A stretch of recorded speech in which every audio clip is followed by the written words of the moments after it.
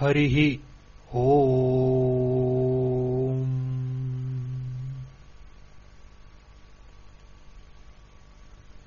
श्रीमत् परमहंस परिव्राजकाचार्य गोविंद भगवत पूज्य पाद शिष्य श्रीमद् आद्य शंकराचार्य विरचित विवेक चूड़ामणि। श्री गणेशाय नमः। श्री सरस्वत्यै नमः। श्री सद्गुरु चरणपद कमलारविंदाभ्यां नमः।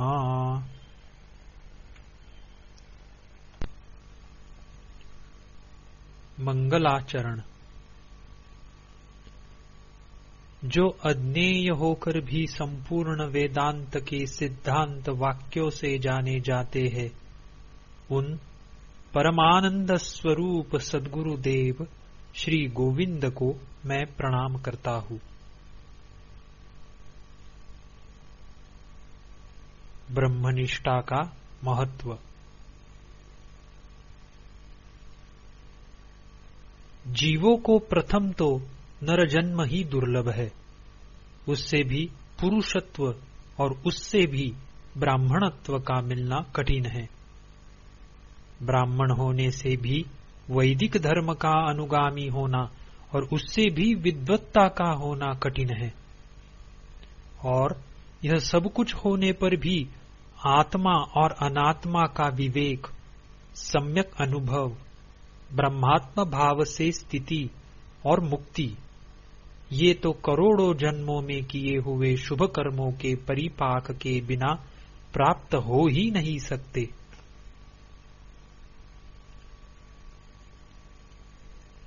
भगवत कृपा ही जिनकी प्राप्ति का कारण है, वे मनुष्यत्व, मुमुक्षुत्व और महान पुरुषों का संग, ये तीनों ही दुर्लभ है।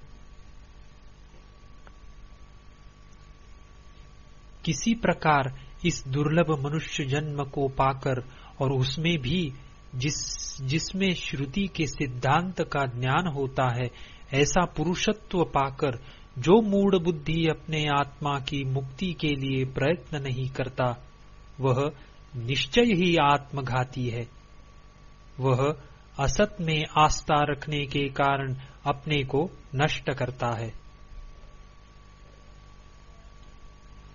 दुर्लभ मनुष्य देह और उसमें भी पुरुषत्व को पाकर जो स्वार्थ साधन में प्रमाद करता है, उससे अधिक मूढ़ और कौन होगा।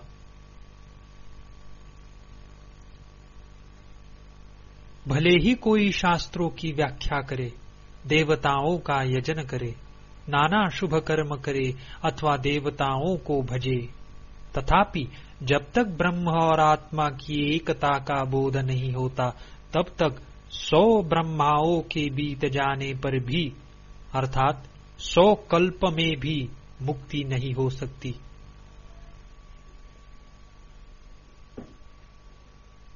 क्योंकि धन से अमृतत्व की आशा नहीं है, यह श्रुति मुक्ति का हेतु कर्म नहीं है, यह बात स्पष्ट बतलाती है।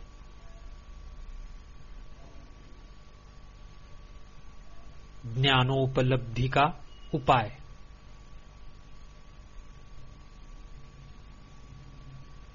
इसीलिए विद्वान संपूर्ण बाह्य भोगों की इच्छा त्याग कर संत शिरोमणि श्री गुरुदेव की शरण जाकर उनके उपदेश किए हुए विषय में समाहित होकर मुक्ति के लिए प्रयत्न करे और निरंतर सत्य वस्तु आत्मा के दर्शन में स्थित रहता हुआ योगारूढ़ होकर संसार समुद्र में डूबे हुए अपने आत्मा का आप ही उद्धार करे। आत्माभ्यास में तत्पर हुए धीर विद्वानों को संपूर्ण कर्मों को त्याग कर भवबंधन की निवृत्ति के लिए प्रयत्न करना चाहिए। कर्म चित्त की शुद्धि के लिए ही है, वस्तुपलब्धि के लिए नहीं, यानी तत्व दृष्टि के लिए नहीं। वस्तु सिद्धि तो विचार से ही होती है। करोड़ों जन्मों करोड़ों कर्मों से कुछ भी नहीं हो सकता। भली भांति विचार से सिद्ध हुआ रज्जु तत्व का निश्चय भ्रम से उत्पन्न हुए महान सर्प भय रूपी दुख को नष्ट करने वाला होता है। कल्याणप्रद उक्तियों द्वारा विचार करने से ही वस्तु का निश्चय होता देखा जाता है। स्नान, दान अथवा सैकड़ों प्राणायामों से नहीं। अधिकारी निरूपण।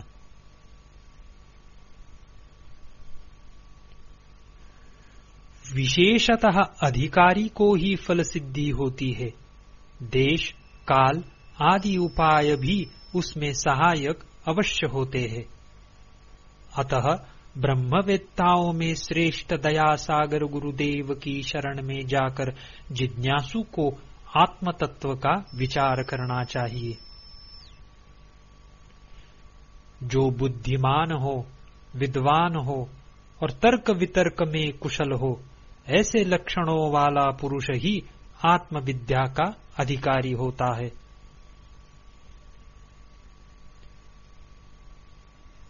जो सद्विवेकी, वैराग्यवान, शम दमादि षट संपत्ति युक्त और मुमुक्षु हो, उसी में ब्रह्म जिज्ञासा की योग्यता मानी गई है। साधन चतुष्टय।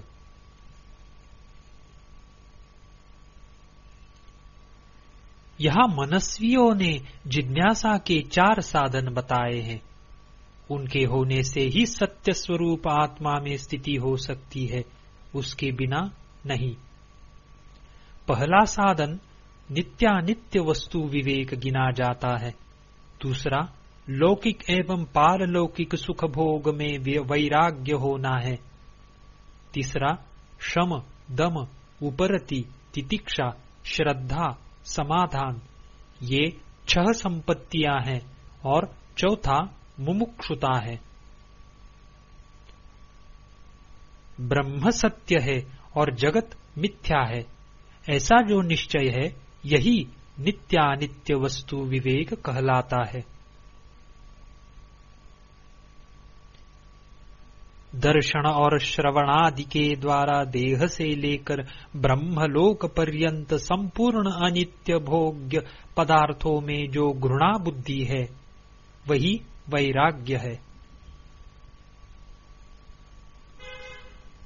बारंबार दोष दृष्टि करने से विषय समूह से विरक्त होकर चित्त का अपने लक्ष्य में स्थिर हो जाना ही शम है।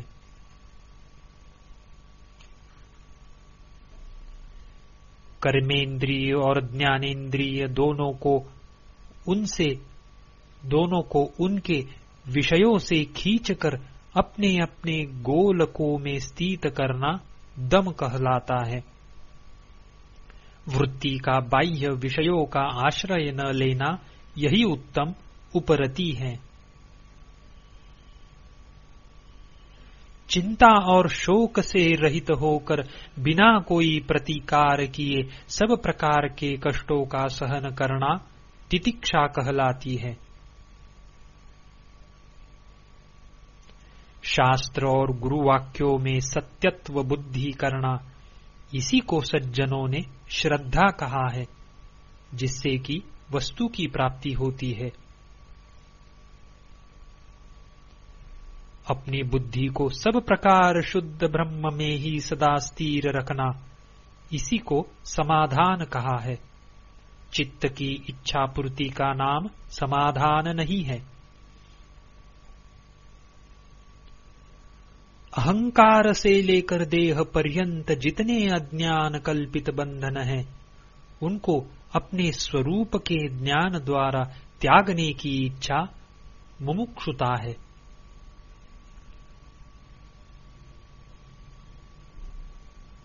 वह मुमुक्षुता मंद और मध्यम भी हो तो भी वैराग्य तथा समाधि षट संपत्ति और गुरु कृपा से बढ़कर फल उत्पन्न करती है। जिस पुरुष में वैराग्य और मुमुक्षुत्व तीव्र होते हैं, उसी में समाधि चरितार्थ और सफल होते हैं। जहां इन वैराग्य और मुमुक्षुत्व की मंदता है, वहां समाधि का भी मरुस्थल में जल प्रतीति के समान आभास मात्र ही समझना चाहिए। मुक्ति की कारण रूप सामग्री में भक्ति ही सबसे बढ़कर है और अपने वास्तविक स्वरूप का अनुसंधान करना ही भक्ति कहलाता है। कोई स्वात्म तत्व का अनुसंधान ही भक्ति है, ऐसा कहते हैं।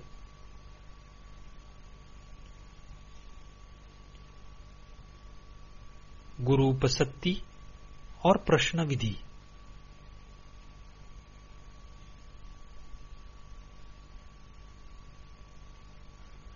उक्त साधन चतुष्टय से संपन्न आत्म तत्व का जिज्ञासु प्राज्ञ गुरु के निकट जाए, जिससे उसके भवबंध की निवृत्ति हो। जो श्रोत्रिय हो, निष्पाप हो, कामनाओं से शून्य हो, ब्रह्मवेत्ताओं में श्रेष्ठ हो, ब्रह्मनिष्ठ हो, ईंधन रहित अग्नि के समान शांत हो, अकारण दया सिंधु हो और प्रणत यानी शरणापन्न सज्जनों के बंधु यानी हितैषी हो, उन गुरुदेव की विनित और विनम्र सेवा से भक्ति पूर्वक आराधना करके उनके प्रसन्न होने पर निकट जाकर अपना ज्ञातव्य इस प्रकार पूछे। हे शरणागत वत्सल करुणासागर प्रभो, आपको नमस्कार है। संसार सागर में पड़े हुए मेरा आप अपनी सरल तथा अतिशय कारुण्यामृत वर्षिणी कृपा कटाक्ष से उद्धार कीजिए, जिससे छुटकारा पाना अति कठिन है। उस संसार दावानल से दग्ध तथा दुर्भाग्य रूपी प्रबल प्रभंजन यानी आंधी से अत्यंत कंपित और भयभीत हुए मुझ शरणागत की आप मृत्यु से रक्षा कीजिए, क्योंकि इस समय में और किसी शरण देने वाले को मैं नहीं जानता।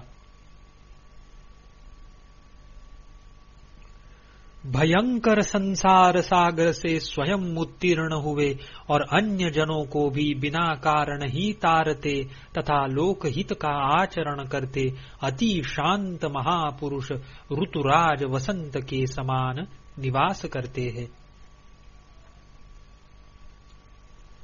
महात्माओं का यह स्वभाव ही है कि वे स्वतः ही दूसरों का श्रम दूर करने में प्रवृत्त होते हैं। सूर्य के प्रचंड तेज से संतप्त पृथ्वी तल को चंद्रदेव स्वयं ही शांत कर देते हैं। हे प्रभो, प्रचंड संसार दावानल की ज्वाला से तपे हुए इस दीन शरणापन्न को आप अपने ब्रह्मानंद रसानुभव से युक्त परम पूनित सुशीतल निर्मल और वाक रूपी स्वर्ण कलश से निकले हुए श्रवण सुखद वचनामृतों से सिंचिए। वे धन्य हैं जो आपके एक क्षण के करुणामय दृष्टि पथ के पात्र होकर अपना लिए गए हैं।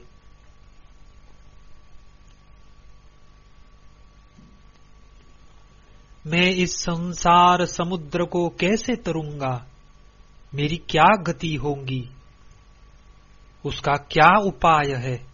यह मैं कुछ नहीं जानता। हे प्रभो, कृपया मेरी रक्षा कीजिए और मेरे संसार दुख के क्षय का आयोजन कीजिए।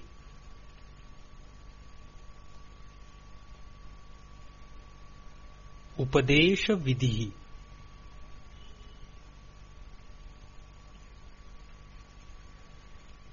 इस प्रकार कहते हुए अपनी शरण में आए संसार आनल संतप्त शिष्य को महात्मा गुरु करुणामयी दृष्टि से देखकर सहसा अभय प्रदान करे। शरणागति की इच्छा वाले उस मुमुक्षु आज्ञाकारी शांत चित्त समाधि संयुक्त साधु शिष्य को गुरु कृपया तत्वोपदेश करे। श्री गुरुरुवाच, यानी श्री गुरु ने कहा, हे विद्वन, तू डर मत, तेरा नाश नहीं होगा।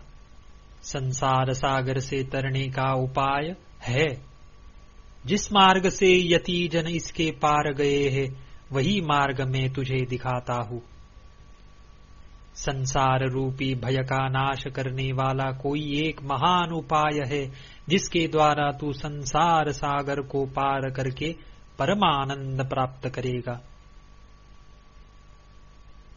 वेदांत वाक्यों के अर्थ का विचार करने से उत्तम ज्ञान होता है, जिससे फिर संसार दुख का आत्यंतिक नाश हो जाता है। श्रद्धा, भक्ति, ध्यान और योग, इनको भगवती श्रुति मुमुक्षु की मुक्ति के साक्षात हेतु बतलाती है। जो इन्हीं में स्थित हो जाता है, उसका अविद्या कल्पित देह बंधन से मोक्ष हो जाता है। तुझ परमात्मा का अनात्म बंधन अज्ञान के कारण ही है, और उसी से तुझको संसार प्राप्त हुआ है। अतः उन यानी आत्मा और अनात्मा के विवेक से उत्पन्न हुआ बोध रूप अग्नि अज्ञान के कार्य रूप संसार को मूल सहित भस्म कर देगा। प्रश्न निरूपण। शिष्य उवाच, यानी शिष्य ने कहा, हे स्वामिन, कृपया सुनिए, मैं यह प्रश्न करता हूं। उसका उत्तर आपके श्री मुख से सुनकर मैं कृतार्थ हो जाऊंगा। बंध क्या है? यह कैसे हुआ? इसकी स्थिति कैसी है? और इससे मोक्ष कैसे मिल सकता है? अनात्मा क्या है? परमात्मा किसे कहते हैं? और उनका विवेक कैसे होता है? कृपया यह सब कहिए।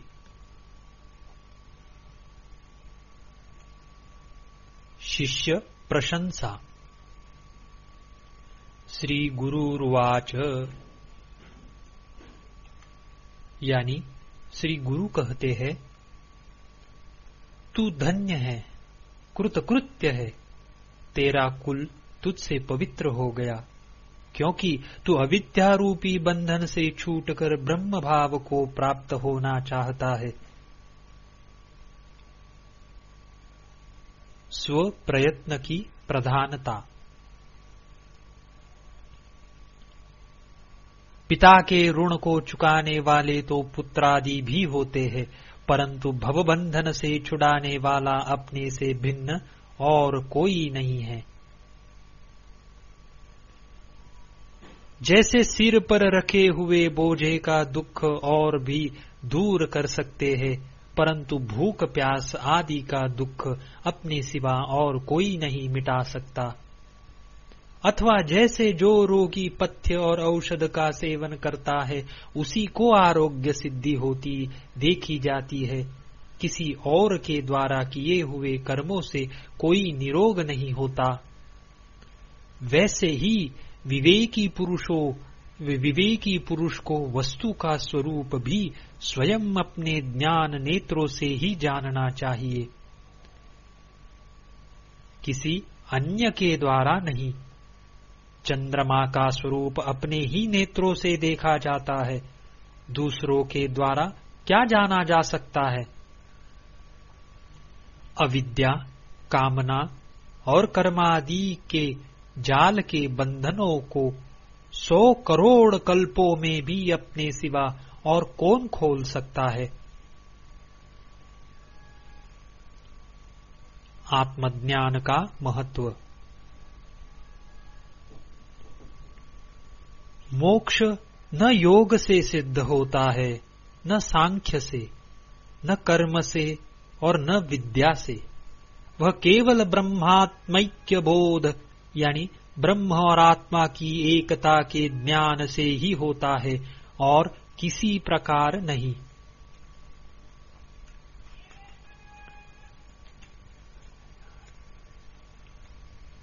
जिस प्रकार वीणा का रूप लावण्य तथा तंत्री को बजाने का सुंदर ढंग मनुष्यों के मनोरंजन का ही कारण होता है, उससे कुछ साम्राज्य की प्राप्ति नहीं हो जाती, उसी प्रकार विद्वानों की वाणी की कुशलता, शब्दों की धारावाहिकता, शास्त्र व्याख्यान की कुशलता और विद्वत्ता भोग ही का कारण हो सकती है, मोक्ष का नहीं।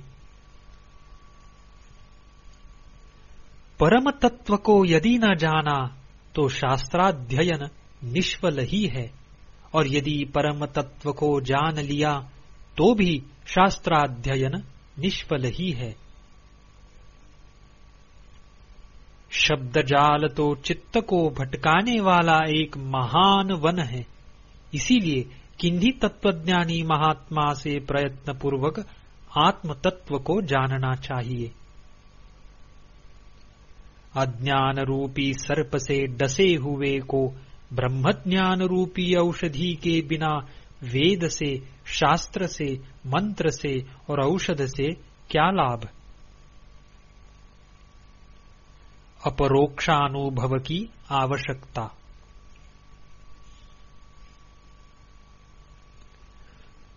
औषध को बिना पिए केवल औषध शब्द के उच्चारण मात्र से रोग नहीं जाता, इसी प्रकार अपरोक्षानुभव के बिना केवल ब्रह्म ब्रह्म कहने से कोई मुक्त नहीं हो सकता। बिना दृश्य प्रपंच का विलय किए और आत्म तत्व को जाने केवल बाह्य शब्दों से जिनका फल केवल उच्चारण मात्र ही है, मनुष्यों की मुक्ति कैसे हो सकती है। बिना शत्रुओं का वध किए और बिना संपूर्ण पृथ्वी मंडल का ऐश्वर्य प्राप्त किए मैं राजा हूं, ऐसा कहने से ही कोई राजा नहीं हो जाता।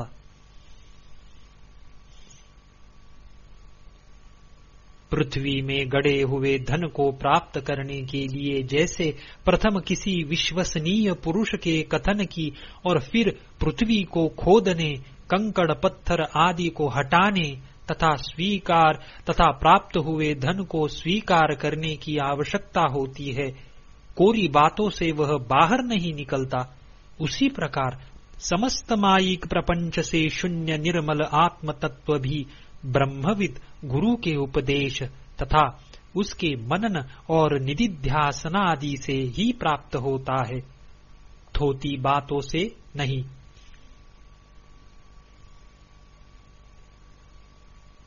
इसीलिए रोग आदि के समान भवबंध की निवृत्ति के लिए विद्वान को अपनी संपूर्ण शक्ति लगाकर स्वयं ही प्रयत्न करना चाहिए। प्रश्न विचार।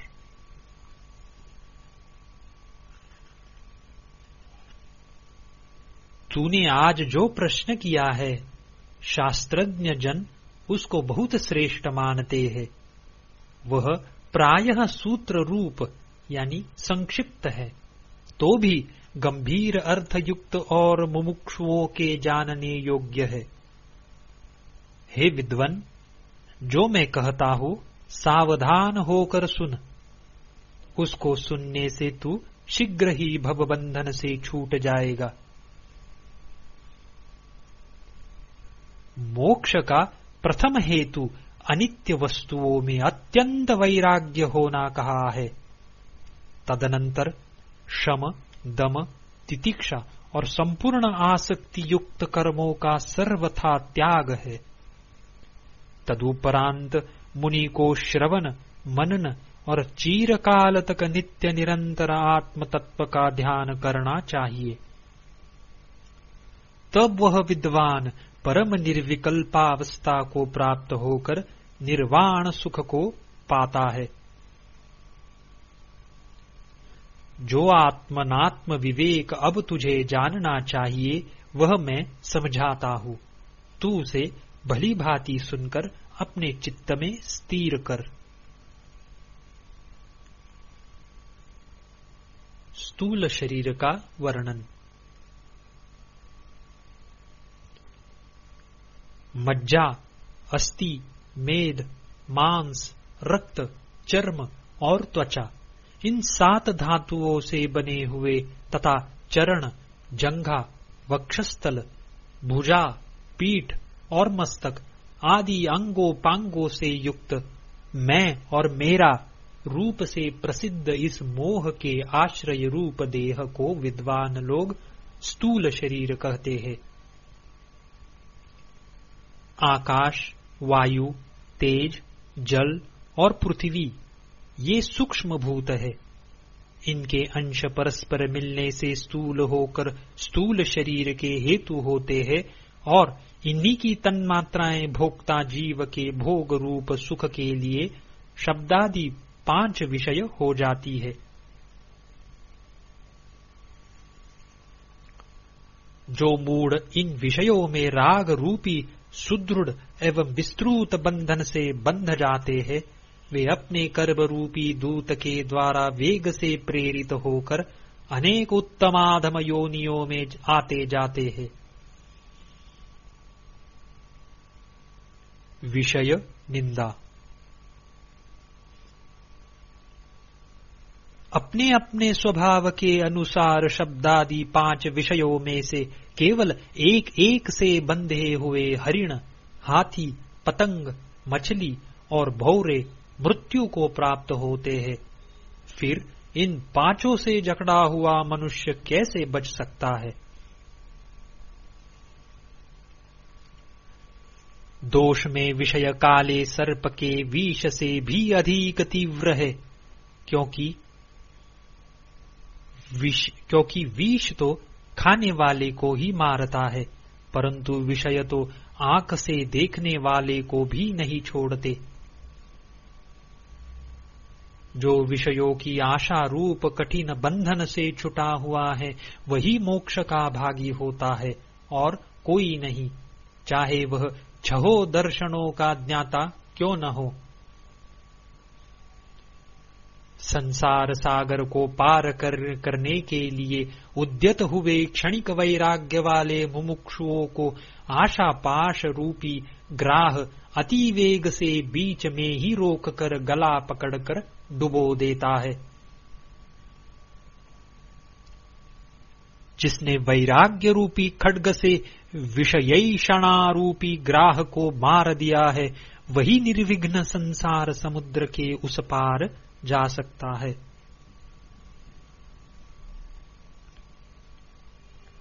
विषय रूपी विषम मार्ग में चलने वाले मलिन बुद्धि को पद पद पर मृत्यु आती है, ऐसा जानो। और यह भी बिल्कुल ठीक समझो कि हितैषी सज्जन अथवा गुरु के कथनानुसार अपनी युक्ति से चलने वालों को फल सिद्धि हो ही जाती है। यदि तुझे मोक्ष की इच्छा है तो विषयों को विष के समान दूर ही से त्याग दे और संतोष, दया, क्षमा, सरलता, शम और दम का अमृत के समान नित्य आदर पूर्वक सेवन कर।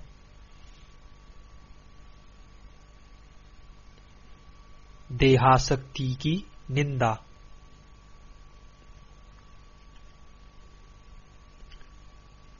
जो अनादि अविद्याकृत बंधन को छुड़ाना रूप अपना कर्तव्य त्याग कर प्रतिक्षण इस परार्थ यानी अन्य के भोग्य रूप देह के पोषण में ही लगा रहता है, वह अपनी इस प्रवृत्ति से स्वयं अपना घात करता है। जो शरीर पोषण में लगा रहकर आत्म तत्व को देखना चाहता है वह मानो काष्ठ बुद्धि से ग्राह को पकड़कर नदी पार करना चाहता है।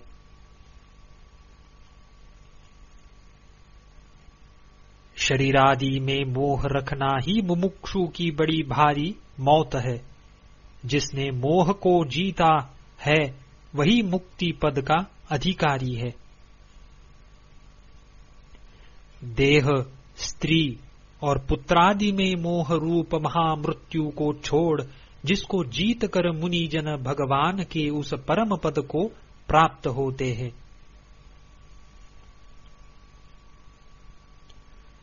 स्थूल शरीर। त्वचा, मांस, रक्त, स्नायु, मेद, मज्जा और अस्थियों का समूह तथा मलमूत्रों से भरा हुआ यह स्थूल देह अति निंदनीय है। पंचीकृत स्थूल भूतों से पूर्व कर्मानुसार उत्पन्न हुआ यह शरीर आत्मा का स्थूल भोगायतन है।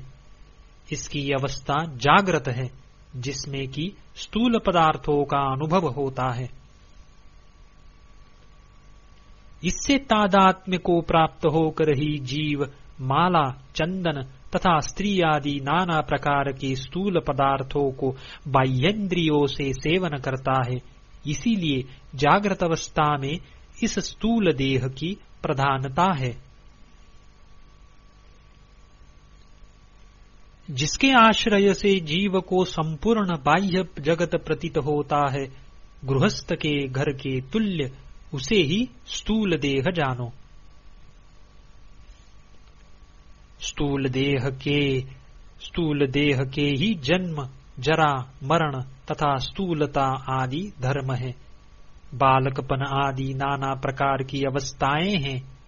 वर्णाश्रम आदि अनेक प्रकार के नियम और यम हैं तथा इसी की पूजा, मान, अपमान आदि विशेषताएं हैं। 10 इंद्रिया। श्रवण, त्वचा, नेत्र, घ्राण और जिह्वा ये 5 ज्ञानेन्द्रियां हैं, क्योंकि इनसे विषय का ज्ञान होता है।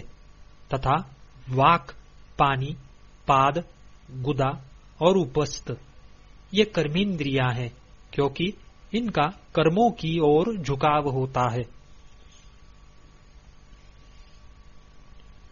अंतःकरण चतुष्टय। अपनी वृत्तियों के कारण अंतःकरण मन, बुद्धि, चित्त और अहंकार कहा जाता है।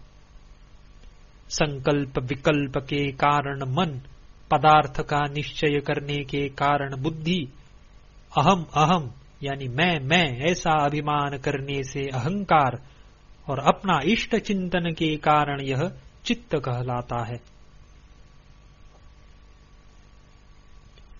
पंच प्राण। अपने विकारों के कारण सुवर्ण और जल आदि के समान स्वयं प्राण ही वृत्ति भेद से प्राण, अपान, व्यान, उदान और समान इन 5 नामों वाला होता है। सूक्ष्म शरीर। वागादि 5 कर्मेंद्रिया, श्रवणादि 5 ज्ञानेन्द्रिया, प्राणादि 5 प्राण, आकाशादि 5 भूत, बुद्धि आदि अंतःकरण चतुष्टय, अविद्या तथा काम और कर्म यह पर्युष्टक अथवा सूक्ष्म शरीर कहलाता है। यह सूक्ष्म अथवा लिंग शरीर अपंचीकृत भूतों से उत्पन्न हुआ है। यह वासना युक्त होकर कर्म फलों का अनुभव कराने वाला है और स्वस्वरूप का ज्ञान न होने के कारण आत्मा की अनादि उपाधि है। स्वप्न इसकी अभिव्यक्ति की अवस्था है, जहां यह स्वयं ही बचा हुआ भासता है। स्वप्न में जहां यह स्वयं प्रकाश परात्मा शुद्ध चेतन ही भिन्न भिन्न पदार्थों के रूप में भासता है, बुद्धि जागृत कालीन नाना प्रकार की वासनाओं से कर्ता आदि भावों को प्राप्त होकर स्वयं ही प्रतीत होने लगती है।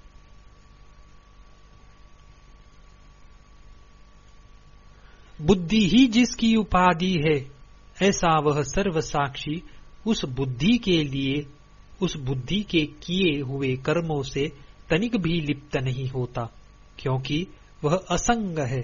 अतः उपाधिकृत कर्मों से तनिक भी लिप्त नहीं हो सकता। यह लिंग देह चिदात्मा पुरुषों के संपूर्ण व्यापारों का कारण है। जिस प्रकार बढ़ई का बसूला होता है, इसीलिए यह आत्मा असंग है। नेत्रों के सदोष अथवा निर्दोष होने से प्राप्त हुए अंधापन, धुंधलापन अथवा स्पष्ट देखना आदि नेत्रों के ही धर्म है। इसी प्रकार बहिरापन, गुंगापन आदि भी श्रोत्रादि के ही धर्म है, सर्वसाक्षी आत्मा के नहीं।